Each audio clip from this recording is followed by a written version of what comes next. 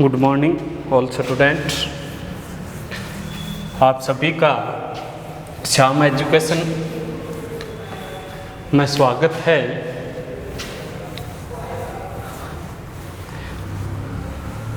तो जिसका हम अध्ययन करेंगे वो विषय अपना क्या है? राजनीति विज्ञान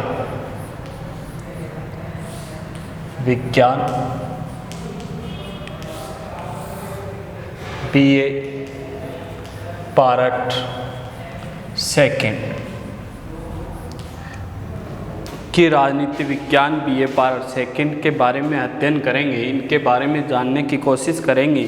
तो जानेंगे क्या चल रहा था, किसके बारे में जानने की कोशिश चल रही थी, अपनी लोकसभा के बारे में। किसके बारे में कि लोकसभा का गठन कैसे होता है, किस प्रकार से होता है लोकसभा का गठन, और इसके बाद गठन के बाद इसके प्रमुख विशेषाधिकार, विशेष शक्तियाँ या फिर अन्य जो बातें हैं उनका हमने क्या किया था, उल्लेख किया था। ये हमने जाना था लोकसभा की प्रमुख जो गतिविधियाँ हैं उनके बारे में। आज जो जानने की कोशिश करेंगे, जो हमें जानने का जो मिला है उसके बारे में अध्ययन करेंगे, तब पता चलेगा कि इसके प्रमुख पदाधिकारी हमने पढ़े थे कि लोकसभा के प्रमुख पदाधिकारी की बात करें कि एक विशेषाधिकार पढ़े थे। आज जो पढ़ेंगे वो लोकसभा के पदाधिकारी कि लोकसभा के पदाधिकारी कौन कौन होते हैं या कौन कौन। तो लोकसभा के अपने में से कि अनुच्छेद 93 क्या कहता है? अनुच्छेद 93 के अनुसार, किसके अनुसार?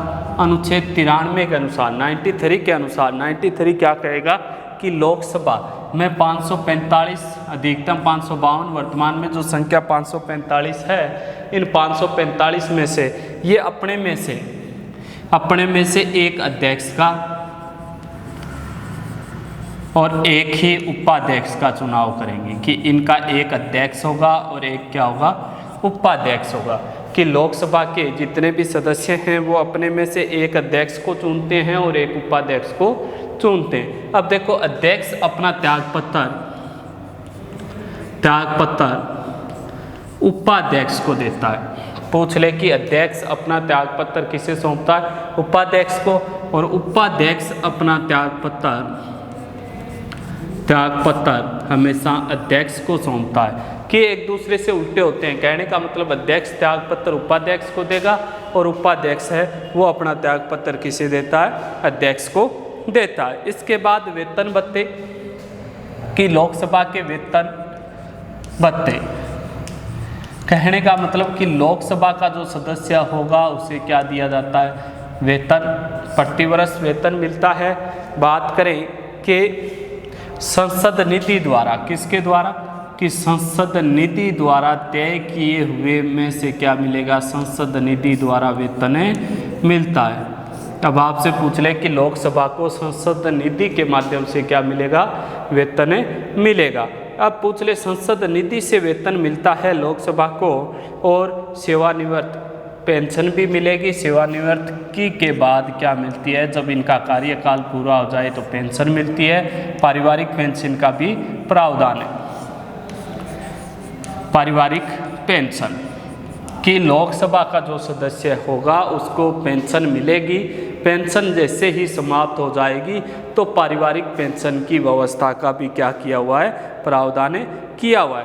कि इन्हें 1993 के अंदर विकास कार्यों के लिए एक व्यक्ति को विकास कार्य के लिए 1 करोड़ रुपए दिए जाते थे। कितने? 1 करोड़। कि 1993 के अंदर बात करें कि जो लोकसभा का व्यक्ति था उस व्यक्ति को अपने देश के विकास के लिए, अपने देश को विकास को बढ़ाने के लिए कितना? 1 करोड़ रुपए मिलते थे। यही बात 1 करोड़ से बढ़कर 2010-11 में इसको क्या कर दिया? अब 2010 से 11 में विकास कार्य के नाम पर, किसके नाम पे? विकास कार्य के नाम पे कितने रुपए मिलेंगे? 5 करोड़ रुपए मिलेंगे। तो क्या कह रहा है कि अनुच्छेद 93 तो कहता है कि इसका एक अध्यक्ष होगा और एक उपाध्यक्ष होगा। दोनों त्यागपत्र देंगे तो एक दूसरे को देंगे, अध्यक्ष उपाध्यक्ष को देगा और उपाध्यक्ष अध्यक्ष को देगा। बात कर रहे हैं हम वेतन भत्ते लोकसभा की संसद निधि के माध्यम से मिलते हैं, जो तय किए जाते हैं, वो इन्हें पेंशन मिलती है और पारिवारिक पेंशन भी मिलती है। लोकसभा का जो सदस्य होता है उसे 1993 के अनुसार विकास कार्य करने के लिए 1 करोड़ रुपए दिए जाते थे और यही धनराशि है 2010-11 में बढ़कर कितनी कर दी, इसके विकास कार्य के लिए 5 करोड़ कर दी।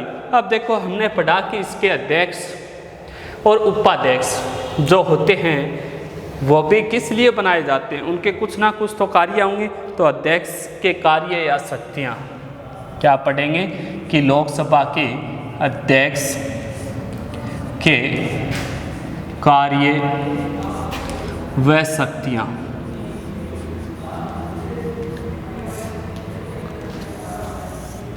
लोकसभा के अध्यक्ष के कार्य और शक्तियाँ कौन कौन सी होती है, तो वह क्या करता है। पहली शक्ति पूछ ले कि संसद जो लोकसभा राज्यसभा से मिलकर बनी होती है के नेता से परामर्श करके सदन का, संसद के नेता से परामर्श करके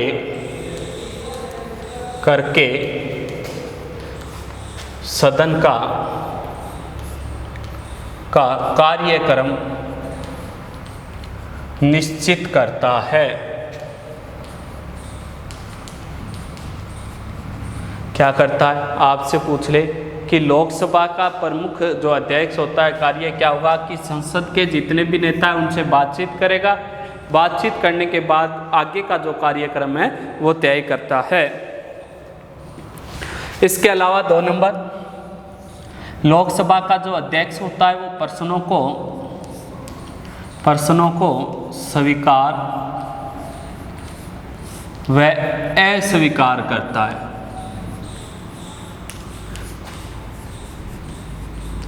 कि लोकसभा का जो अध्यक्ष होगा, लोकसभा का जो अध्यक्ष है वो प्रश्नों को स्वीकार करेगा और अस्वीकार करेगा। कि कहने का मतलब उसकी मर्जी पे निर्भर है कि वो प्रश्नों को माने या न माने, कि कौन से प्रश्न है वो वहाँ पे उपलब्ध हों, किस प्रश्न पे चर्चा की जाए, वो लोकसभा के अध्यक्ष पर निर्भर होती है। फिर आगे वाला पूछ ले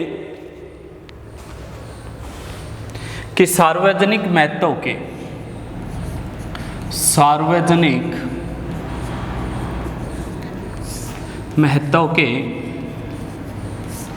विषयों पर,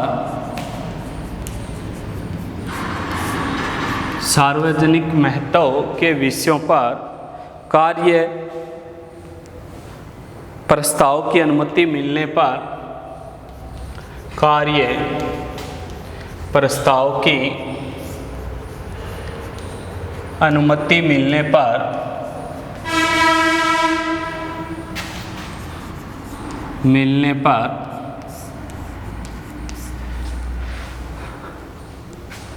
पेश किया जा सकता है, मिलने पर पेश किया जा सकता है। तो 3 नंबर क्या कह रहा है, सार्वजनिक महत्व के सभी के इम्पोर्टेंट महत्व रखने वाले जो विषय होते हैं उन विषयों पर क्या किया जाएगा कि अनुमति मिलेगी, तो अनुमति मिलने पर उन्हें क्या किया जा सकता है, पेश किया जा सकता है, सामने रखा जा सकता है। 4 नंबर क्या कहता है, 4 नंबर आपसे पूछ ले तो 4 नंबर कहेगा कि किसी विधेयक पर वाद विवाद हो जाने पर अध्यक्ष की अनुमति से ही पेश किया जाएगा। किसी विधेयक पर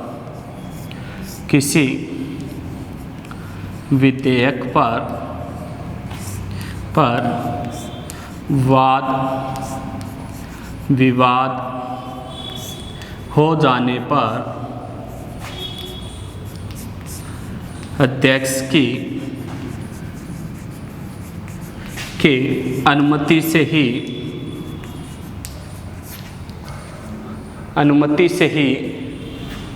से ही पेश किया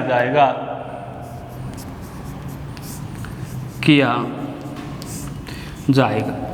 तो क्या कह रहा है आगे वाला कि किसी विधेयक पर वाद विवाद हो जाए जो माने या नहीं माने, कि कोई ऐसा विधेयक हो जिस पे लोकसभा भी स्वीकार कर ले, राज्यसभा अस्वीकार कर ले, या राज्यसभा स्वीकार कर ले, लोकसभा अस्वीकार कर ले, ऐसा हो जाने पे, वाद विवाद हो जाने पे लोकसभा अध्यक्ष की अनुमति होना क्या है, आवश्यक है। अगर उसकी अनुमति नहीं है तो पेश नहीं किया जाएगा। इससे आगे के 5 नंबर कहता है बजट संबंधी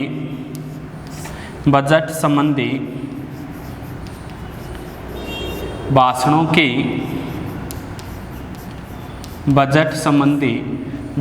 की समय सीमा निश्चित करता है। भाषणों की समय सीमा निश्चित करता है।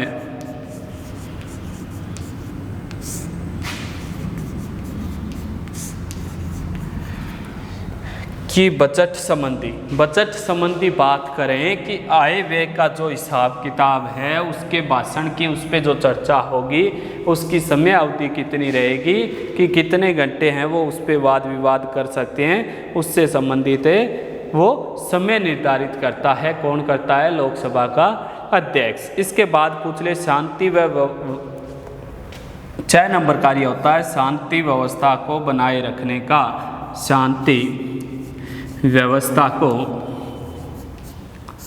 को बनाए रखना। आपसे पूछ ले कि शांति व्यवस्था को बनाए रखने का कार्य किसका होता है? लोकसभा अध्यक्ष का। तो बात कर रहे थे कि लोकसभा का जो अध्यक्ष होता है उन्हें कौन से कार्य मिलते हैं, कौन सी शक्तियाँ मिली होती है। तो कहोगे संसद के नेता से परामर्श कर सदन का कार्यक्रम है वो निश्चित करता है, कि संसद के जो नेता होते हैं उनसे बातचीत करेगा, बातचीत करने के बाद वो क्या करेगा कि सदन का कार्यक्रम निश्चित करेगा। 2 नंबर कहता है प्रश्नों को स्वीकार और अस्वीकार करता है, कि लोकसभा का जो व्यक्ति अध्यक्ष होगा वो किसी प्रश्न को स्वीकार और अस्वीकार करने की जो बात है वो उस पर डिपेंड करेगी कि वो स्वीकार करे या न करे। 3 नंबर कहता है सार्वजनिक महत्व के विषयों पर कार्य प्रस्ताव की अनुमति मिलने पर पेश किया जाएगा। कि सार्वजनिक महत्व के विषय होते हैं, ऐसे जो कार्य हैं तो उन पे अनुमति मिलने पर ही उनको पेश किया जाएगा, अन्यथा संसद में नहीं रखा जाएगा। कहने का मतलब कि अध्यक्ष को सार्वजनिक कार्य महत्व के विषय का कार्य प्रस्ताव आएगा तो उसकी अनुमति मिलेगी तभी वो संसद में रखेगा, अन्यथा उनको नहीं रख सकता।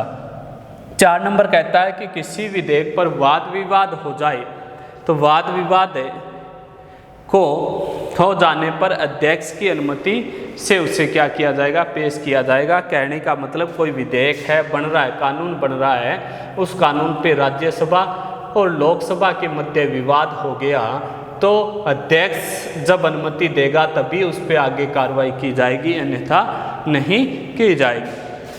5 नंबर कहता है बजट संबंधी भाषणों को समय सीमा निश्चित करता है। कि समय सीमा निश्चित भाषणों की कौन करता है? अध्यक्ष करता है। और जो लोकसभा है उसमें शांति बनाए रखने का कार्य भी कौन करेगा? लोकसभा अध्यक्ष से करेगा। तो ये थी अध्यक्ष के कार्य शक्तियाँ। इसके बाद आगे वाला जो हम पढ़ेंगे कि और क्या क्या होता है। तो लोकसभा की शक्तियां व कार्य, लोकसभा की पहली क्या पढ़ेंगे? लोकसभा की शक्तियां या कह सकते हैं कार्य। कि लोकसभा की शक्तियां या कार्य कौन कौन से होते हैं? पहला कार्य है विधायी कार्य।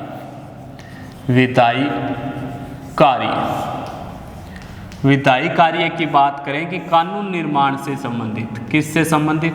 कानून निर्माण से संबंधित। कि कानून निर्माण से संबंधित लोकसभा अध्यक्ष को कौन सी प्रमुख शक्तियां मिली है उसके बारे में बात करें। कि 3 विषय होते हैं, तीनों विषयों पर लोकसभा क्या बना सकती है? कानून बना सकती है। 3 विषय कौन से होते हैं आपसे पूछ ले। पहला होता है संघ सूची। संघ सूची कहने का मतलब केंद्र। संघ सूची पे भी कौन विषय बनाएगी? लोकसभा कहने का मतलब कानून बनाएगी। दूसरा इसका होता है राज्य सूची।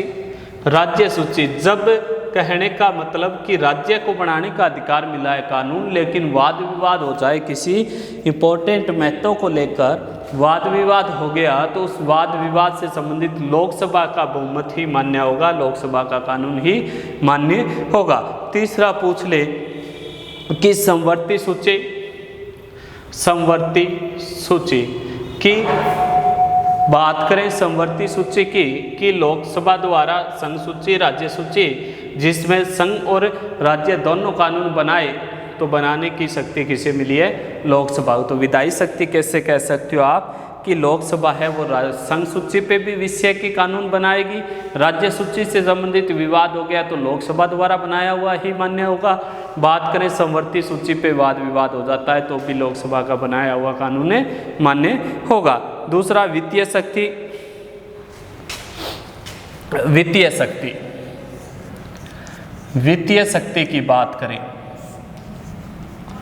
वित्तीय शक्ति ये कहोगे कि वित्त विधेयक, वित्त विधेयक लोकसभा में ही रखा जा सकता है। किस में रखा जा सकता है? लोकसभा में ही रखा जा सकता है। वित्त विधेयक जो होगा, वित्त विधेयक की बात करें वो कहाँ रखा जाएगा? ओनली लोकसभा में रखा जाएगा, न कि राज्यसभा में।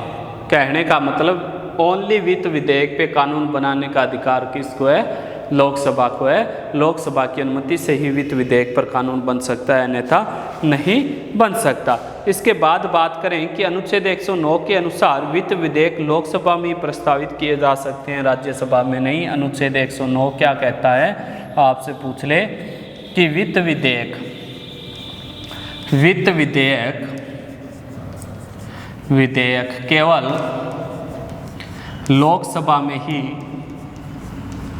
लोकसभा में ही प्रस्तावित हो सकते हैं, प्रस्तावित हो सकते हैं, न कि राज्यसभा में, न कि राज्यसभा में। कि वित्त विधेयक कहाँ रखे जाएंगे, पास कहाँ होंगे? ओनली लोकसभा में, राज्यसभा में नहीं होंगे। फिर है कार्यपालिका पर नियंत्रण की शक्ति। 4 नंबर क्या है? 3 नंबर कार्यपालिका, कार्यपालिका पर नियंत्रण की शक्ति। कार्यपालिका पर नियंत्रण की शक्ति कैसे रखती है? लोकसभा द्वारा। किसके द्वारा? लोकसभा द्वारा, लोकसभा द्वारा समय समय पर, समय समय पर प्रश्न पूछकर, प्रश्न पूछने का अधिकार है, आलोचना करने का अधिकार है। कि समय समय पे लोकसभा क्या करती रहती है? प्रश्न पूछती रहती है, आलोचना करती रहती है, काम रोको प्रस्ताव भी पास कर सकती है। कौन सा प्रस्ताव? काम रोको, काम रोको प्रस्ताव, काम रोको प्रस्ताव के माध्यम से भी, या फिर बात करें कि लोकसभा के माध्यम से महाभियोग लगाया जा सकता है, महाभियोग, अविश्वास प्रस्ताव, अविश्वास प्रस्ताव, इनके माध्यम से ये कार्यपालिका पे क्या रखेगी? नियंत्रण रखेगी। या फिर वित्त आयोग का जो अधिकार है वो लोकसभा के पास ही होता है, तो कार्यपालिका पर नियंत्रण की शक्ति किसके पास होती है? लोकसभा के पास से होती है। कहने का मतलब काम रोको प्रस्ताव, प्रश्न पूछकर, उत्तर प्रश्न पूछकर, आलोचनाएं करके, महाभियोग लगाकर, अविश्वास प्रस्ताव लाकर नियंत्रण रखती है। 4 नंबर संविधान संशोधन की शक्ति। तो पहले विधायी, वित्तीय, कार्यपालिका पर नियंत्रण की शक्ति 3 हमने पढ़ ली। 4 नंबर पूछ ले आपसे, तो 4 नंबर क्या कहोगे? देखो 4 नंबर जो शक्ति है वो है संविधान संशोधन संबंधी शक्ति। संविधान संशोधन संबंधी शक्ति। संविधान संशोधन संबंधी शक्ति की बात करें कि अनुच्छेद 368 में, किसमें भाई, अनुच्छेद 368, अनुच्छेद 368 के माध्यम से लोकसभा को संविधान संशोधन करने की क्या मिली है, शक्ति, कि अनुच्छेद 368 के माध्यम से संविधान संशोधन किया जा सकता है, संविधान में बदलाव लाया जा सकता है। तो बात करें कि 27 फरवरी 1967 को गोकलनाथ विवाद में, कब हुआ था, 27 फरवरी 1967 को, विवाद का नाम है गोकलनाथ विवाद। इस गोकलनाथ विवाद में सर्वोच्च न्यायालय क्या कहता है कि 27 फरवरी 1967 को सर्वोच्च न्यायालय ने गोकलनाथ विवाद में क्या कहा था, तो देखो क्या कहा था कि संसद ऐसा कोई भी संवैधानिक संशोधन नहीं कर सकती जो मौलिक अधिकारों को छीनता है या कम करता है। तो गोकलनाथ विवाद क्या था, मौलिक अधिकारों से संबंधित। तो संसद क्या नहीं कर सकती कि संसद है वो ऐसा कोई संविधान संशोधन नहीं कर सकती, संसद द्वारा ऐसा संविधान संशोधन नहीं किया जा सकता, संविधान संशोधन नहीं किया जा सकता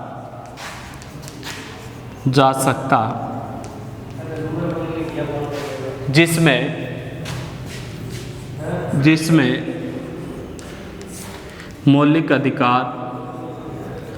मौलिक अधिकारों का हनन होता